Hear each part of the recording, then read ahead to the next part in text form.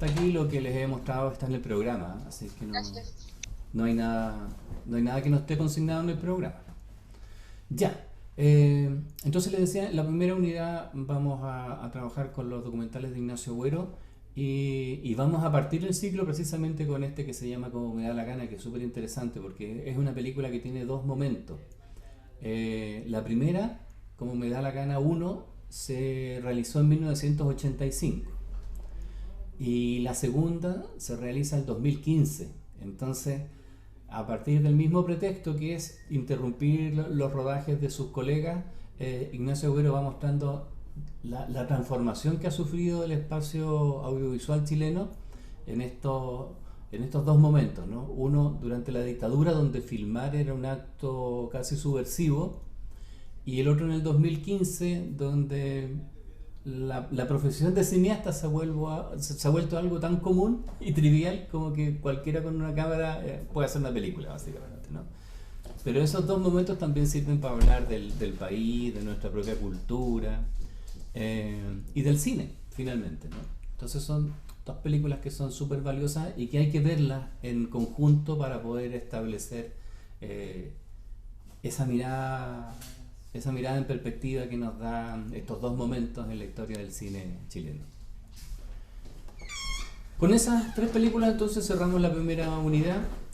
En ese momento deberíamos estar en nuestra semana de receso y al retomar las actividades en el segundo momento nos vamos a dedicar a analizar los documentales de Patricio Guzmán.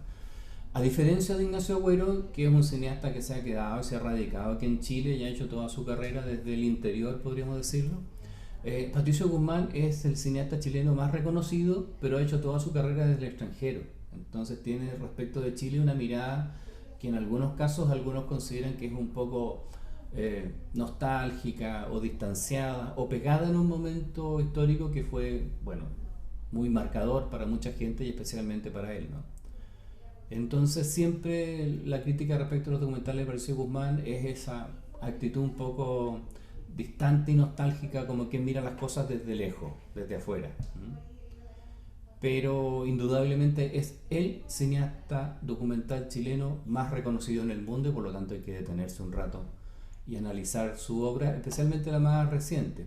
Aquí mi propuesta es partir por La memoria obstinada, que como les mencionaba, al finalizar el ciclo, cuando vimos la batalla de Chile, les comentaba yo que esa película, La batalla de Chile, nunca se exhibió en Chile, nunca se ha hecho una exhibición en televisión abierta. Entonces, el año 96, Patricio Guzmán, en el contexto ya de la transición democrática, se dedica a pasear por colegios de Chile mostrándole su película a las nuevas generaciones de estudiantes. Y va registrando esos testimonios y a su vez intenta también recobrar los testimonios de aquellos que estaban de alguna manera también figuraban en la batalla de Chile, ¿no? Entonces es un ejercicio de memoria, pero también es una suerte de reencuentro entre dos generaciones que están separadas por el periodo de la dictadura, ¿no? Y es bien interesante ver, seguramente a ustedes les va a pasar, se van a sentir identificados también en los testimonios que entregan los jóvenes cuando terminan de ver la película, ¿no? Porque se les revela de alguna forma un espacio de la historia que estuvo absolutamente borrado de su formación. Piensen ustedes que en esa época la enseñanza de la historia de Chile terminaba en el gobierno de Alessandri, o sea, no, ni se mencionaba el golpe militar ni el periodo de la dictadura, no formaba parte de los planes de estudio. Entonces esa omisión es muy visible en esta película y eso la hace muy, muy interesante. ¿Alguien quería mencionar algo? Parece que vi que levantaban la mano.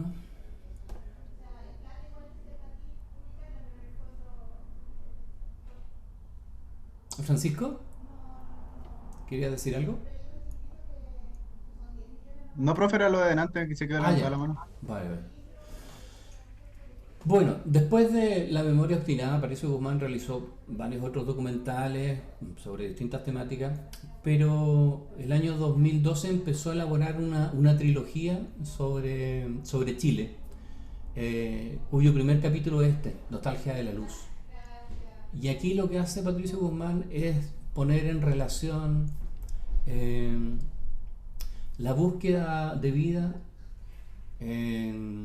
en el espacio que se realiza desde los observatorios que están instalados en el desierto chileno con la búsqueda de los restos de los familiares de los detenidos desaparecidos que realizan en ese mismo desierto, ¿no? Entonces es capaz de vincular estas dos esferas eh, en una película donde el tono el tono nostálgico domina el tono de la película, ¿no? Y luego, como segunda parte de esta trilogía, presenta el botón de nácar, donde explora distintos genocidios que han ocurrido en la historia de Chile, vinculándolos precisamente con el último genocidio, que es el que ocurre a partir del 11 de septiembre del 73. Entonces, en el botón de nácar, él explora, por ejemplo, la extinción sistemática de los indígenas del extremo sur de Chile. Y la tercera parte, que es la Cordillera de los Sueños, no lo quise incluir, ya me parecía un poco redundante. De hecho, no es tampoco la mejor del ciclo, pero con estas dos películas ustedes ya van a encontrar ese tono y ese modo de abordar el documental de forma más solemne, que es lo más característico de la obra de Patricio Guzmán. Y en la tercera unidad yo creo que va a estar lo más interesante en términos de propuestas estéticas y de historias, ¿no? Porque aquí yo, considerando también las limitaciones de espacio, podría haber puesto muchas más películas, pero me he concentrado en aquellas que a mí me parecen que son más importantes en términos de las aperturas que generan en el espacio del documental, que como ustedes verán en el caso de Ignacio Agüero y de Patricio Guzmán son absolutamente convencionales en su estructura, en su narrativa. Pero aquí nos vamos a encontrar con otras películas que trabajan dentro del campo del documental, pero que empiezan a incluir, por ejemplo, estrategias de ficción. En el caso de Un hombre aparte, por ejemplo, se cuenta la historia de un conocido promotor de boxeo que es Ricardo Liaño, que es un personaje que está, digamos, al borde de la locura, y que sin embargo los realizadores son capaces de convencerlo para que participe en este proyecto donde supuestamente se va a realizar una película sobre su vida. Entonces, de alguna forma se introduce la idea de que Liaño no está muy consciente de en dónde se está metiendo, ¿no? Y la película muestra precisamente la decadencia de un personaje que efectivamente durante una época fue muy famoso, tuvo mucho dinero, una vida fascinante en términos de historias, pero que en este momento de su vida, cuando la película se realiza, está absolutamente decadente y haciendo un tremendo esfuerzo por poder reconstruir lo que en su época fue su esplendor, con un proyecto muy ridículo de, de crear una campaña internacional antidrogas. La película entonces muestra un poco la vida íntima, el proceso de decadencia de una figura que tuvo, digamos, cierto prestigio, cierto poder en el momento del ocaso de su vida, cuando ya todos lo han abandonado, ¿no? Y lo interesante de la ficción aquí es que se introduce la figura de un guionista, que como ven aquí ustedes en esta imagen, en un diálogo entre el personaje y el supuesto guionista que va a escribir la historia de su película, se van poniendo en evidencia, digamos, todas las inconsistencias del relato que construye sobre sí mismo, o que pretende construir sobre sí mismo Ricardo Liaño, ¿no? Entonces es una película que en su momento tuvo su polémica, ¿no? Porque deja entrever cierta sensación eh, de no entendimiento de las reales circunstancias de su existencia, ¿no? Y por lo tanto de una persona que eventualmente podríamos considerar que fue engañada o manipulada por los realizadores de esta película, haciéndole creer que estaba haciendo, digamos, una cosa muy importante y trascendente, cuando en realidad lo único que estaba quedando en evidencia era su propia decadencia, ¿no? Entonces ahí está servida, digamos, la polémica. El otro documental que he seleccionado es un documental muy reciente, Harley Quinn. Es una película sobre Profe, una cosplayer, ¿sí? en el anterior no pudo demandar o algo así. Es que igual como súper poco ético que se haya hecho eso. Él cómo reaccionó y no pudo hacer nada si al final igual se le exponía a él. Bueno, esa es la pregunta que todos nos vamos a hacer cuando veamos la película, porque es demasiado evidente que es una persona que no está en sus cabales. ¿no? Pero es una persona que además está muy sola, es decir, lo ha abandonado su familia, lo han abandonado sus amigos. Finalmente los únicos que le quedan probablemente como cercanos y preocupados de su existencia son los propios realizadores de la película. Entonces era como juntar la necesidad con el hambre.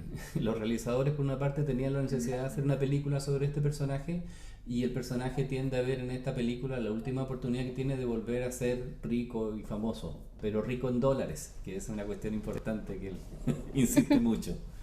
Ya, Entonces se juntan, es muy visible eso. Él es capaz, todavía dentro de su demencia, de darse cuenta de que hay allí una oportunidad y él la intenta aprovechar. Pero, pero es muy complejo realmente darse cuenta si entiende realmente en qué se está metiendo o no. Yo creo que no, que nunca supo realmente lo que estaban haciendo con él. Eh, pero finalmente la película queda, digamos, el personaje va a pasar a la historia precisamente por su participación en esta película, ¿no? Entonces de alguna forma también está cumplido ese deseo de trascendencia que había detrás de su intención de volver a ser famoso.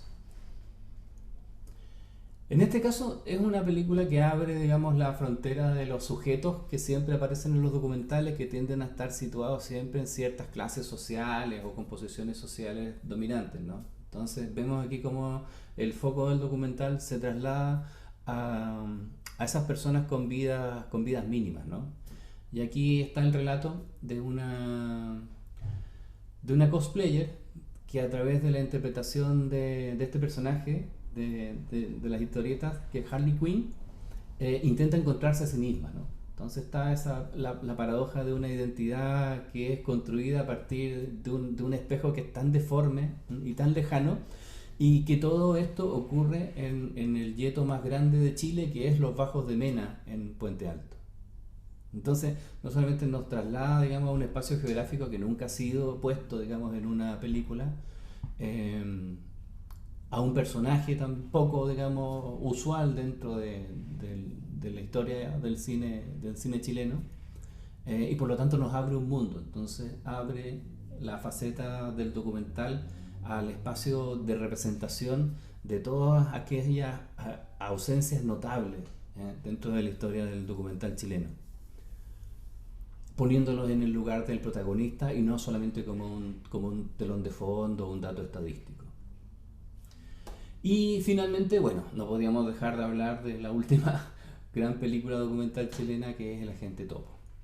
Así que imagino que ya todos la habrán visto, pero aquí nos vamos a meter más bien en esas estrategias retóricas que utiliza la película y que logra combinar de una manera tan brillante la realidad con la ficción, al punto que uno de pronto no es capaz de distinguir si lo que está viendo es parte de una película o es parte de un documental, ¿no? Ese es básicamente el juego en que realidad y ficción se funden, pierden sus fronteras y comienzan entonces a emerger ahí una realidad que no habría sido posible ver si es que esto hubiera sido un documental estricto o si es que hubiera sido una ficción estricta, ¿no? Precisamente el valor que tiene esta película es la capacidad que tiene para combinar esas dos facetas. Y así, esos son los 9 documentales que hemos seleccionado para el ciclo. Espero que podamos verlos todos si no ocurre ningún problema. Como les decía, tenemos un buffer de 3 semanas. Por lo tanto, si nos queda tiempo, a lo mejor podríamos hacer alguna otra cosilla que se nos ocurra por el camino. Pero en principio, en términos de planificación, para que ustedes tengan esa tranquilidad, estas son las películas con las que vamos a trabajar.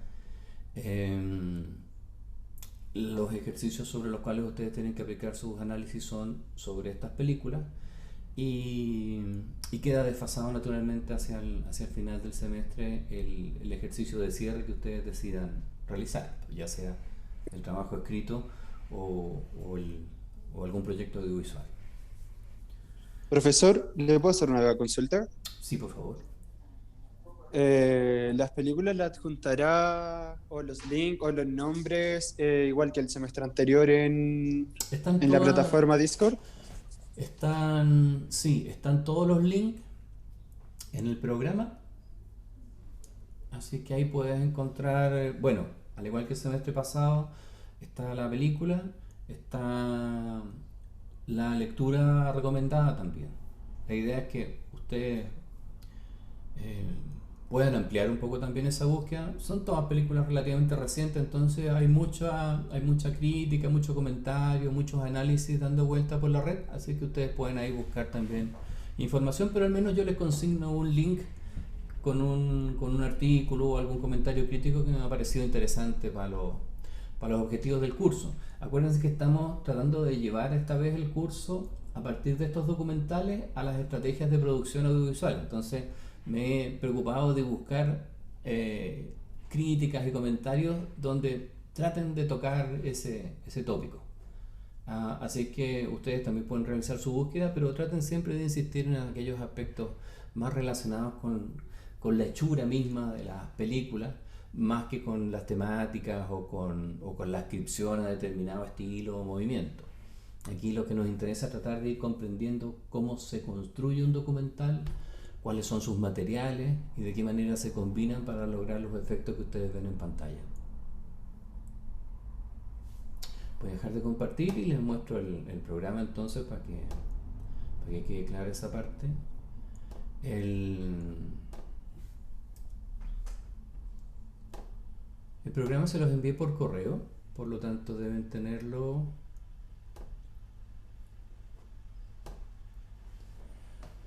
Profe, es todos que sus correos, a no ser que no hayan estado en la lista anterior, ya. que puede ser el caso. Si es así, por favor me mandan un correo porque todavía no están las listas oficiales en el sistema. Así que, como ustedes están en proceso de inscripción de asignatura, hasta que ello no ocurra y no se cierre el proceso, todavía no vamos a tener la lista definitiva. Así que yo estoy trabajando con la lista de correos que utilicé en el curso pasado. Al final del programa está toda la programación. Están los días que tenemos clase, el link permanente para todas las sesiones está ahí consignado, y acá están los links. Entonces, en la programación de actividades, al final del programa ustedes pueden ir viendo ahí. Esta semana, por ejemplo, nos vamos a concentrar en ver estas dos películas, Como me da la gana 1, la que les mencionaba del año 85, y Como me da la gana 2 del 2016. Entonces están los dos disponibles en onda media. Creo que todas las películas que seleccioné en esta vuelta están en onda media, así que no olviden que tienen que hacer una cuenta, porque si no, no les va a mostrar todo el catálogo. Y aquí está el texto que les recomiendo leer, que es un comentario a la segunda película, a la más reciente. Pero ahí naturalmente menciona que esta es una reversión de una película que él había hecho el año 85. Luego vamos a seguir la semana próxima con Aquí se construye, ahí está el link y la lectura recomendada. Y finalmente vamos a terminar con El otro día, y también está ahí en onda media con otra lectura recomendada, ¿vale? Y así, ahí está todo. Así que no hay dónde perderse. Así que por favor tengan su programita a mano y vamos a ir ahí sacando la información. De todas maneras les comparto ahora que ya estamos aquí el link a través del canal del chat para que puedan tenerlo también a mano. Ya, lo interesante de esta película es lo siguiente, por eso que la he seleccionado estratégicamente para abrir el ciclo. Yo les contaba que en los años 80, bueno, prácticamente desde que ocurre el golpe del 11 de septiembre, el régimen militar va a tener una obsesión con el cine que es bien inexplicable, ¿no? Porque ya, digamos, teniendo el control de los medios de comunicación, teniendo el control de los medios de producción, teniendo el control, digamos, de todas las universidades, la verdad que era innecesario cebarse con los cineastas, ¿no? Sin embargo, alguna obsesión tenía el régimen que hizo que los estudios de Chile Films fueran destruidos, los archivos de la Cinemateca de la Universidad de Chile fueran destruidos. Es decir, había una obsesión por deshacerse de toda esa memoria visual que había sido producida a lo largo de los últimos 20 años de historia del cine chileno, que como ustedes saben tampoco era tan fecundo. Pero particularmente a partir del Centro de Cine Experimental, ¿se acuerdan ustedes que comenzó a aparecer un movimiento de nuevos cineastas que empezaron a mirar, digamos, el cine como un instrumento de cambio social y de transformación? Pues parece que por ahí empezó a surgir ese germen de odio que llevó a la dictadura a intentar hacer desaparecer el cine. Es decir, no solamente destruyendo nuestra memoria visual en términos de quemar las películas, no solamente destruyendo las infraestructuras productivas, es decir, se destruyó Chile Films, que era la gran plataforma, digamos, de infraestructura audiovisual para producir cine en Chile, sino que también los estudios de Canal 9 de la Universidad de Chile. Es decir, la idea era arrasar, digamos, no dejar que fuera posible construir ningún relato audiovisual sobre la realidad inmediata, sino que permitir que el régimen pudiera controlar todo lo que se comunicaba a la sociedad a través de los medios que estaban bajo su control, que eran básicamente Televisión Nacional de Chile, por supuesto, pero también a través del sistema de los rectores designados, intervenir en los canales de televisión de las universidades, que en ese caso era el canal de la Universidad Católica, el canal de la Universidad de Chile y el canal de la Universidad Católica de Valparaíso. Por lo tanto, a partir del 11 de septiembre de 73, a los cineastas no les quedó otro remedio que o irse al exilio o quedarse en Chile y transformarse en cualquier otra cosa, ¿no? Por lo tanto, para aquellas personas que se habían formado, que tenían una vocación, que tenía que ver con hacer cine, más allá de su dimensión económica como sustento, como una forma de expresión artística, vieron cercenadas sus posibilidades de desarrollo, ¿no? Y tuvieron que reconvertirse, bueno, en cualquier cosa para poder sobrevivir y llevar un plato de comida a sus mesas. Y ese, bueno, fue el caso de muchos cineastas. Entonces, superado el shock inicial, rápidamente comienza a surgir un movimiento de cineastas que encuentran, por ejemplo, en la publicidad, un pequeño espacio, digamos, de subsistencia donde podían practicar su arte, haciendo algo que estaba absolutamente en las antípodas de su ideología, como era producir precisamente mensajes publicitarios para promover el modelo económico que la dictadura estaba instaurando. Entonces piensen ustedes la paradoja y la profunda contradicción que eso puede generar en una persona que tiene, bueno, otras convicciones ideológicas, pero también otras formas de expresión artística, ¿no? Pero fue creándose un espacio en torno a la publicidad que generaba mucho dinero. Entonces, de pronto estos cineastas pasaron de ser unos muertos de hambre a tener mucha plata, porque la publicidad fue un boom a principios de los años 80, al punto de que muchos de estos cineastas pudieron levantar sus propias casas productoras, importar equipos y en los ratos libres que les dejaba la producción de publicidad, dedicarse a hacer las cosas que realmente los satisfacían, que eran documentales, películas, cortometrajes. Entonces, a principios de los años 80 comienza un proceso de recuperación de la actividad cinematográfica, que significó volver a poner en marcha algunos proyectos de largometraje, por ejemplo, de algunos cineastas que habían quedado atrapados de alguna forma en Chile y aparecen, por ejemplo, en las primeras películas de Silvio Cayosi, aparecen en las primeras películas de Pablo Perelman, el propio Ignacio Agüero comienza también a hacer sus primeros documentales. En fin, comienza a haber un cierto movimiento de renovación dentro del espacio audiovisual. El año 83 se abren también las fronteras que permiten que aquellos que habían salido al exilio el año 73 puedan comenzar a regresar, ¿no? Y entre los que regresan hay precisamente cineastas que se fueron al exilio. Entonces comienzan a regresar, por ejemplo, cineastas que habían hecho alguna carrera en el extranjero, y ven entonces en esa primera apertura del año 83 la posibilidad de volver a Chile y realizar, digamos, alguna película, ponerse de nuevo en comunicación con sus colegas y con su territorio y su historia. Entonces Ignacio Agüero se da cuenta, digamos, de este fenómeno y decide documentarlo. Y su película, Como me da la gana, es precisamente un registro de esos rodajes que ocurren entre el año 83 y el año 84. La película se estrena en el año 85 y con una pregunta muy, muy simple, digamos, pone en movimiento este relato documental que tiene este nombre tan peculiar y que viene de una canción de un músico que es Luchito Aranguis, famoso personaje de la bohemia porteña, trompetista, eh, que canta, ¿no? Este estribillo en esta canción que es como me da la gana. Y como me da la gana tiene que ver también un poco con el espíritu de esos cineastas de esa época, ¿no? Que por una parte eh, trabajaban con todas las restricciones y precariedades de lo que significa hacer una película en el contexto de dictadura, con todas las restricciones económicas que significa que prácticamente financian de su propio bolsillo o con la plata de sus colaboradores el proceso de filmación, con películas que tienen un futuro incierto en términos de que al principio del rodaje nadie sabe si esa película se va a poder terminar algún día, ¿no?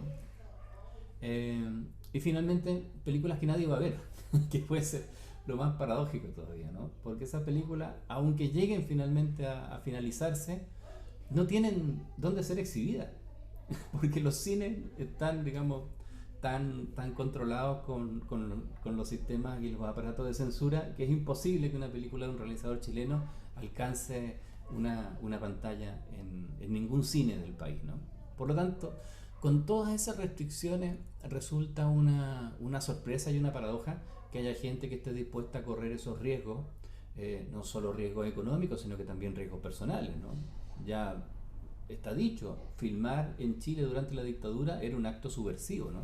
Por lo tanto, no solamente ponían en riesgo las inversiones, los equipos, sino que también la propia vida. Y sin embargo,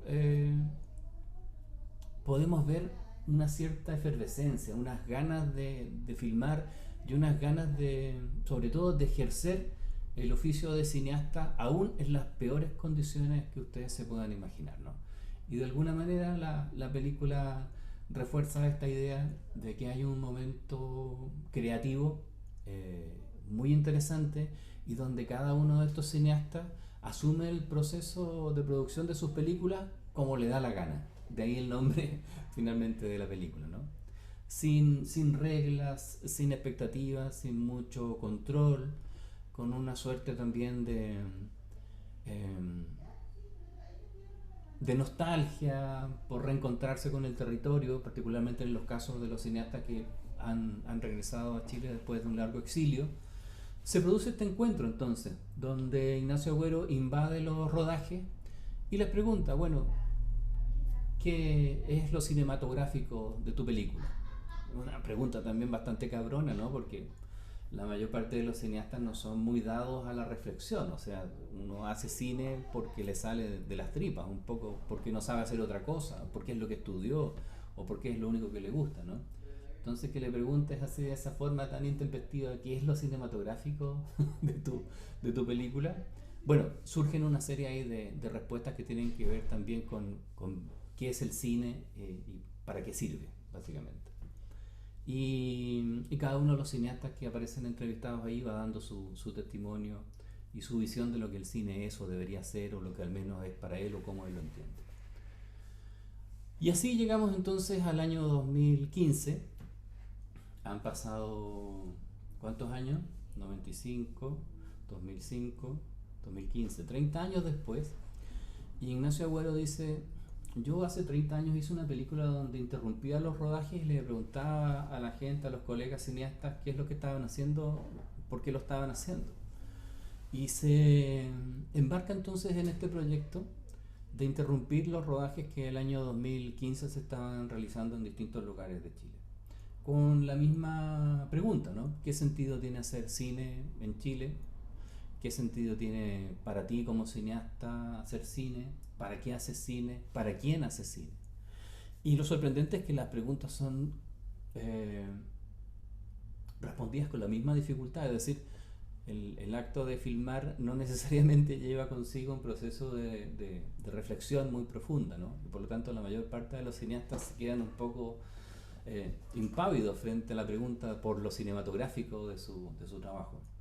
Pero lo que va quedando, digamos, como en el rescoldo es esta idea de que hay una nueva generación de cineastas que se aproxima al cine como un acto mucho más libre, menos sufriente probablemente que lo que sus antepasados, digamos, en términos del oficio, pudieron vivirlo, con una actitud también mucho más funcional, en el sentido de que tienen súper claro de qué va su película, cómo se ha financiado y quién la va a ver y dónde la van a colocar, con una idea de un flujo de trabajo que implica que mientras están rodando esta película ya están pensando en la próxima, es decir, hay una proyección del trabajo audiovisual que borra la incertidumbre de los años 80, es decir, que muestra de alguna manera no solamente la transformación del oficio.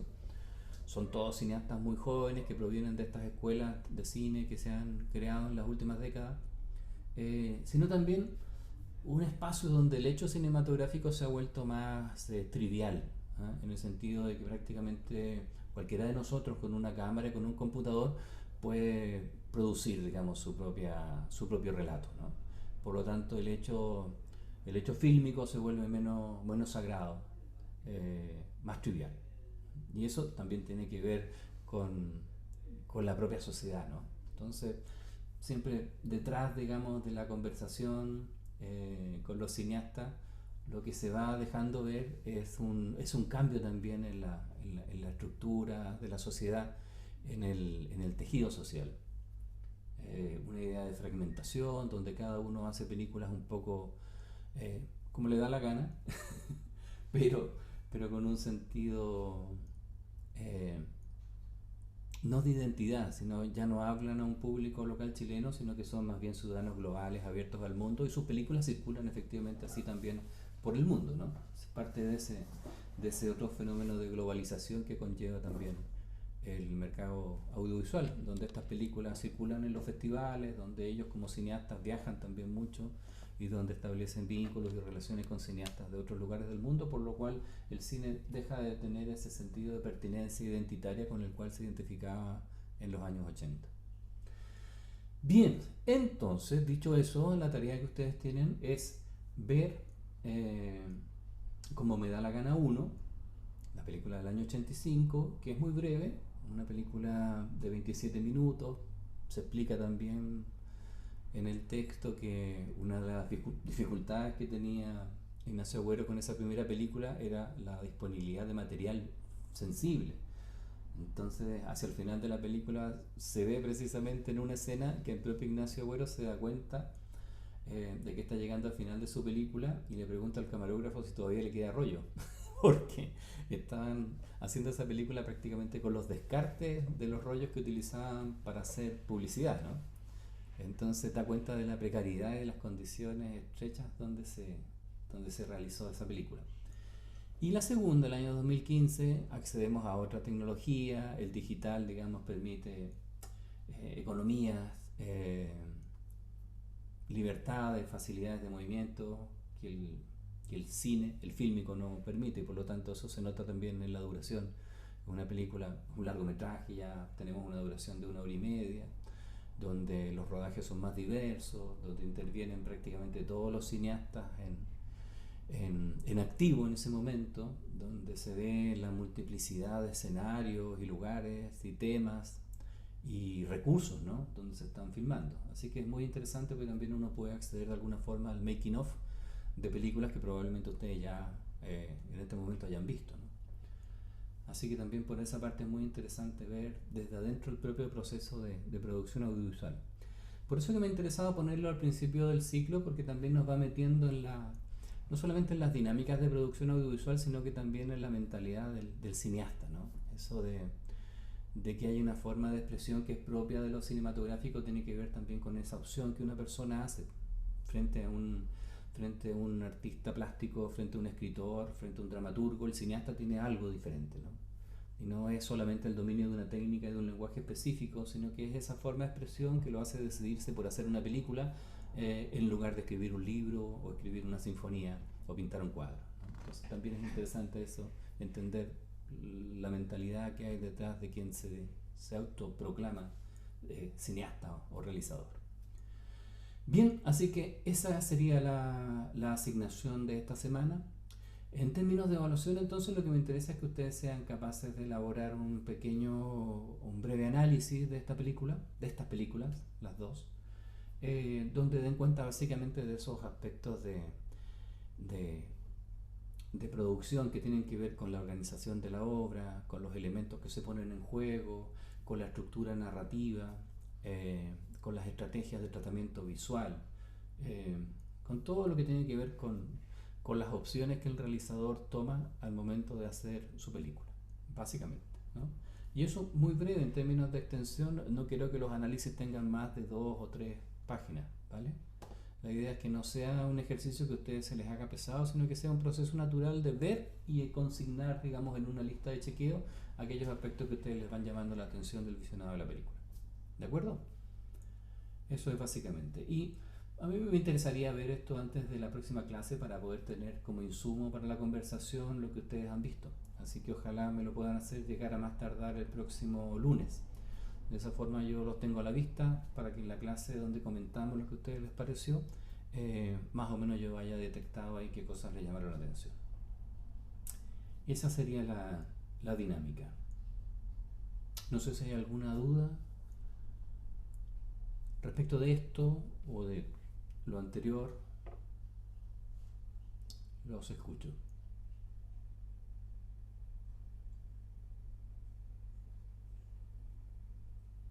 Yo creo que quedó claro, profe. Qué bueno, ¿qué tal? Voy a habilitar la web del curso en Cibeduc MD.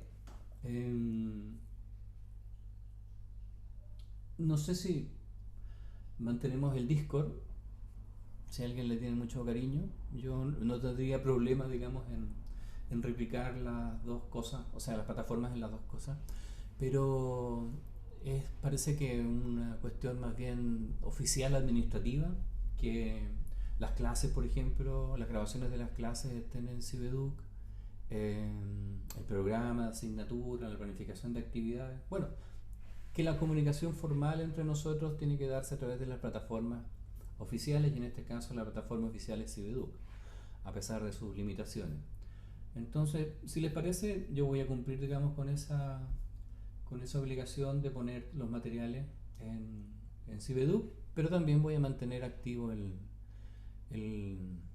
server en Discord, porque es más versátil, se pueden meter más cosas y ustedes también pueden introducir ahí cuestiones que vayan descubriendo. La idea es que también ustedes participen más activamente y vayan ahí compartiendo cosas que ven, cosas que leen. En fin, en un espacio menos formalizado, más lúdico, si ustedes quieren. Así que voy a mantener, digamos, el Discord y lo voy a mantener alimentado también con algunas otras cosas. Eso pues. ¿Alguna otra cosilla que se me haya escapado?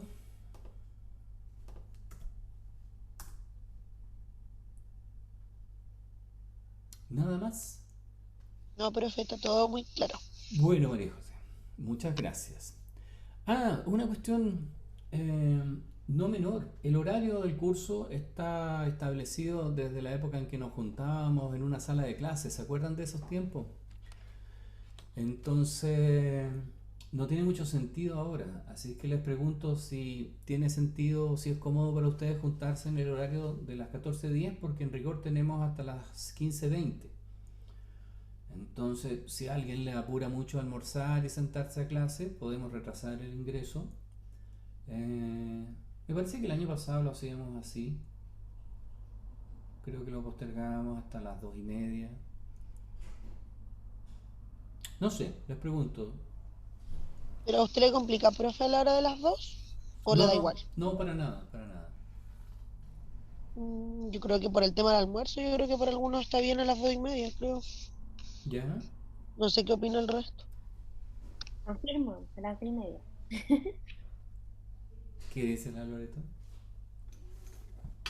A las 2:30 está bien, profe. ¿Sí? Sí. Ya. Profe, entonces el otro bloque no iría, ¿cierto? No, porque las clases sincrónicas también por recomendación pedagógica no deberían durar más de 45 minutos a 1 hora, que es lo que más o menos nos hemos tomado en esta sesión. Por lo demás, el sentido de ese horario tan extenso, les explicaba esto el semestre pasado, que era encerrarnos en una sala para poder ver películas que duraban 1 hora y media sin que vinieran a echarnos al final de la película y tuviéramos que cortar la sesión hasta la próxima semana. Entonces yo venía haciendo los dos bloques como una estrategia para poder agenciarme un espacio seguro entre las 2 y las 5 de la tarde, pero nunca nos quedábamos las 3 horas sino que presentábamos la película, veíamos la película todos juntos, comentábamos algo al final y chao, hasta la otra semana. Esa era un poco la lógica de tener los dos bloques. Pero ahora que el visionado lo hacen ustedes por fuera, yo con 45 minutos me basto y me sobra para conversar sobre la película, hacerles algunas indicaciones y poco más, po. La pega es básicamente que ustedes vean las cosas y que luego me entreguen sus informes y me digan qué les pareció. Esa es la dinámica de la asignatura, así que por ese lado no tiene ningún sentido que nos estemos sacrificando con el horario. Pero sí, bueno, nos podemos tomar esos 30 minutos para poder terminar de lavar la loza. No alcanza a hacer una siesta, pero 2:30 está suficientemente bien. Y así a las 3:15, a más tardar a las 3:30, estamos liberados también para otras tareas y menesteres domésticos. ¿Les parece entonces? Desde la próxima clase nos juntamos a las 14:30. Sí, profe, está Sí, súper. profe, buena hora. Cuéntenle entonces a Me sus encanta. amiguitos para que no tiren la carreta enchufándose a las 2 de la tarde. Ya pues, queridos, queridas, ha sido un gusto volver a reencontrarnos. Hagan su parte de la pega y no olviden enviarme sus comentarios hasta el próximo lunes para poder echarles una miradita antes de nuestra reunión del martes. Que disfruten, que tengan linda Vale, semana. profe, cuídese. Cuídense No, mucho profe, y nos estamos viendo. profe, con Chao, Loreto profe. queríamos conversar con usted. ¿Perdón? Con Loreto queríamos quedarnos de ahora después de terminar las... Sí, perfecto. Tengo 8 minutos. Chao, profe. Chao, profe. Chau. Chao, profe, nos vemos. Chao, chao.